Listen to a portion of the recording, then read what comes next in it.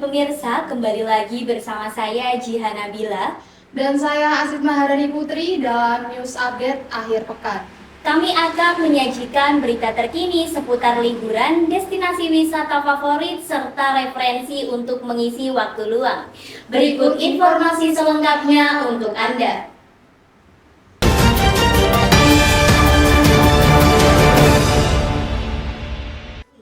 Lebih ramai dari biasanya, pengunjung lapangan Mataram Pekalongan melonjak di awal libur panjang Waisak. Masyarakat antusias menyambut akhir pekan dengan berolahraga dan berwisata kuliner.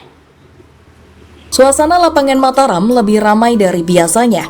Hal ini dikarenakan libur panjang Waisak yang dimulai minggu ini. Lapangan Mataram dipilih karena dekat dan terjangkau untuk masyarakat. Pertama dekat, yang kedua murah meriah, dan di sini kan memang taman untuk masyarakat, taman rakyat apa ya namanya. Iya, di sini kan kalau hari Minggu, khusus hari Minggu kan memang rame. Jadi mau beli yang murah, mau makanan, kuliner ada semua. Kalau emak-emak memang buat hiburan, untuk olahraga, untuk ya sekedar refreshing. Tak hanya berolahraga, para pengunjung juga dimanjakan dengan aneka jajanan khas yang dijajakan di sekitar lapangan. Suasana ini menambah daya tarik lapangan Mataram sebagai ruang publik yang tidak hanya sehat tapi juga menggugah selera. Masyarakat berharap lapangan Mataram mampu menyediakan lebih banyak lagi aneka kuliner yang tidak hanya berasal dari Pekalongan saja tetapi juga dari luar Pekalongan. Terus kayak pasarnya itu, kayak dulu kan itu pasar Mataram kalau hari Minggu kan untuk luar kota banyak. Sekarang pedagangnya kan harus yang dalam kota, jadi kayak kurang apa sih ya, kayak variasi.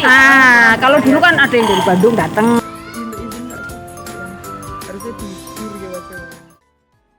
Beralih ke informasi selanjutnya. Pelelangan ikan asam doyong Pemalang berkembang pesat menjadi pusat ekonomi menjanjikan. Berbagai ikan segar langsung dari nelayan menjadi primadona. Selain karena harganya yang murah, pelanggan tidak lagi ragu akan kesegaran ikan yang ditangkap. Jam operasional yang jelas juga memberikan kemudahan bagi pembeli untuk datang lebih awal.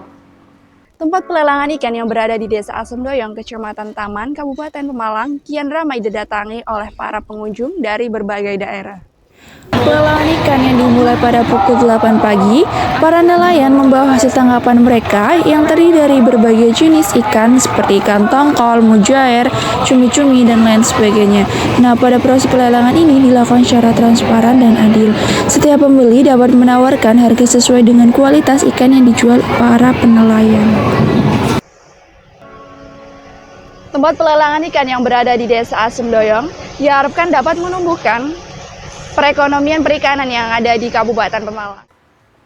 Informasi selanjutnya kita akan membawa Anda berkunjung ke juru foto-foto prewedding yang tengah dilirik banyak pasangan muda.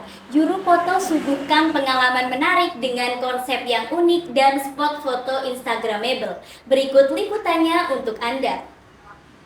Studio foto kini bukan hanya tempat dokumentasi momen.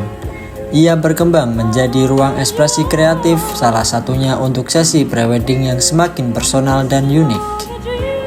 Jika dulu pasangan hanya mengandalkan lokasi outdoor dengan latar alam, kini banyak yang memilih studio sebagai alternatif yang lebih fleksibel dan artistik. Dengan kontrol penuh terhadap cahaya, properti, hingga suasana, studio foto mampu menghadirkan konsep preweddingnya lebih terarah. Mulai dari tema klasik ala tahun 60-an hingga konsep futuristik dengan permainan cahaya warna. Studio prewedding kini jadi pilihan pasangan muda yang ingin tampil beda, kreatif, dan tetap elegan. Jadi, satu foto juga bisa menjadikan citra profesional dan bahkan menjadikan kreatif untuk anak-anak bangsa yang minat menjadi fotografer maupun di dunia kreatif. Saya Bramantio dari Studio Juru Foto. Sampai jumpa di liputan berikutnya. Baik pemirsa, setelah menyaksikan spot foto unik dan instagramable di Juru Foto, kita beralih ke informasi kuliner khas dari Purwokerto. Iya, getuk goreng Haji Tohirin. Sebuah jajanan legendaris yang sudah ada sejak tahun 1918 dan masih tetap eksis hingga saat ini. Halo Sobat Kuliner Indonesia, siapa sih yang gak tahu getuk goreng Haji Tohirin?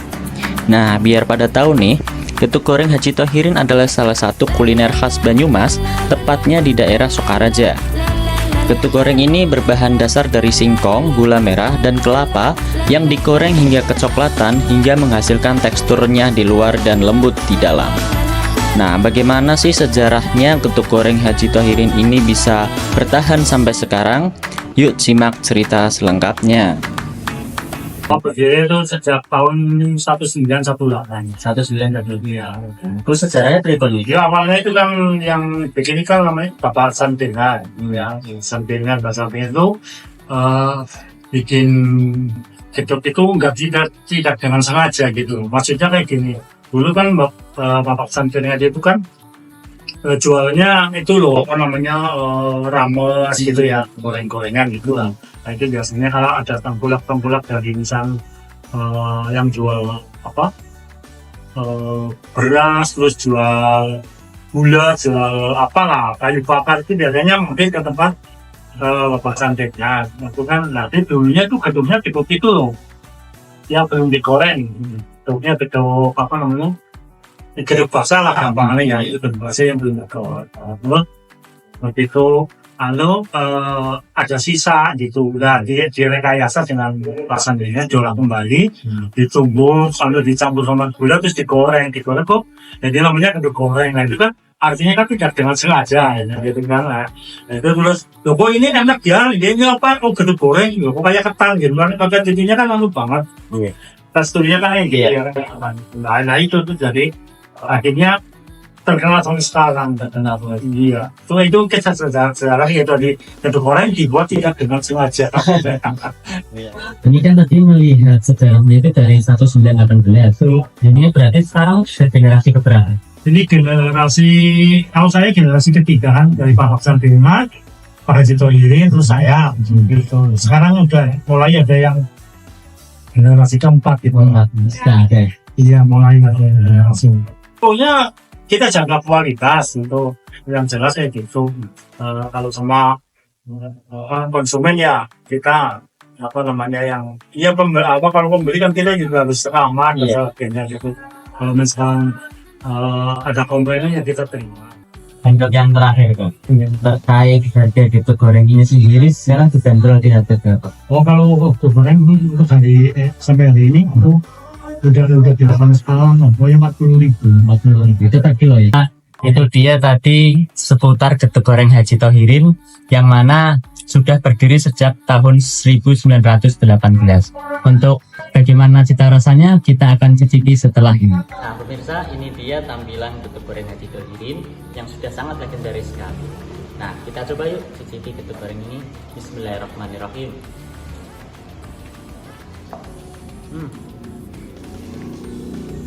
Rasanya enak, ubinya terasa, dan untuk kemanisannya sendiri pas, tidak terlalu manis, dan menurut saya sangat enak ini gedung goreng ini. Nah buat pemirsa yang ada di sekitar Purwokerto ataupun yang sedang berkunjung ke Purwokerto, boleh mampir ke gedung goreng Haji Thohirin di Purwokerto. Untuk itu saya Asmina Pilih Brisi, sekian saya kembalikan ke studio. Itu dia pemirsa informasi menarik yang berhasil kami rangkum untuk Anda. Jangan lupa tetap saksikan news update akhir pekan untuk berita lainnya seputar hiburan, gaya hidup, dan tren kekinian yang sayang untuk dilewatkan. Saya Jihan Nabila Dan saya Asit Maharani Putri. Sampai jumpa di news update selanjutnya.